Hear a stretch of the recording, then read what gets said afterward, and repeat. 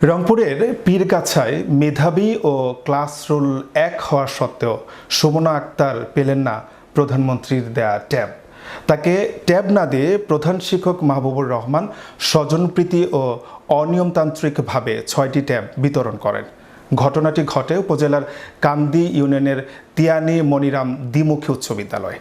এই ব্যাপারে ট্যাব বঞ্চিত সুমনার বাবা দিনমজুর শুকুর আলী বিভিন্ন দপ্তরে লিখিত অভিযোগ করেন। তিয়ানি মনিরাম দ্বিমুখী উচ্চ বিদ্যালয়ের প্রধান শিক্ষক মাহবুবুর রহমান ট্যাব বিতরণে অনিয়মের কথা অস্বীকার করে বলেন, ট্যাব বিতরণে কোনো অনিয়ম হয়নি।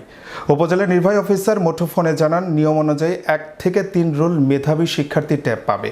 এর ব্যতিক্রম হলে তদন্ত সাপেক্ষে ব্যবস্থা নেওয়া হবে। আবার এক ছাত্রী নামে ২ ছাত্রী পেয়েছে, এটা আমার অভিযোগ। আর কোনো অভিযোগ নাই।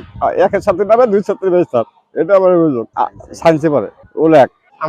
আমার হচ্ছে হলো ৩ রোল, সায়েন্সে 3 রোল আমার, আর আরেকজন হলো 1 রোল সায়েন্সে, ও পাইনি আমিও পাইনি। অথচ স্কুলে যে পড়ে না, আমাদের হেডমাস্টারের মেয়ে স্কুলে পড়ে না, ও পাইছে। আর 2 রোল যার সায়েন্সের, সে হলো ট্যাব পাইছে, সে হলো মাস্টারের বেড়া স্কুলের। স্কুলের হেডমাস্টারের মেয়ে প্রথমে সায়েন্স নিয়েছিল, তারপরে আর স্কুল পড়ে নাই, পরীক্ষাও দেয় নাই, সে এখন অন্য স্কুলে গেছে।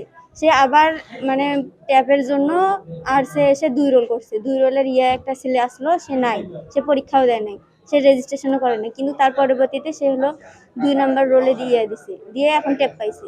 কিন্তু সেখানে 2 রোলের পরবর্তীতে আমার 3 রোল, সেখানে আমার পাওয়া উচিত, কিন্তু সেখানে সে পাইছে।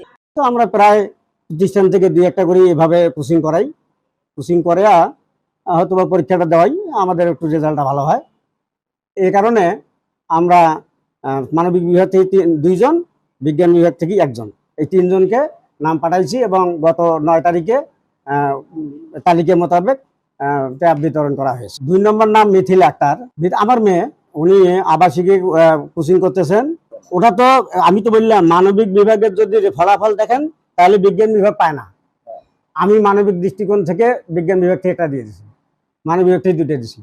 যদি ফলাফল শীট দেখেন, রেজাল্ট শীট দেখেন, নাম্বারের দিকে দেখেন, তাহলে বিজ্ঞান বিভাগের ছাত্র পায় না, একটাও পায় না।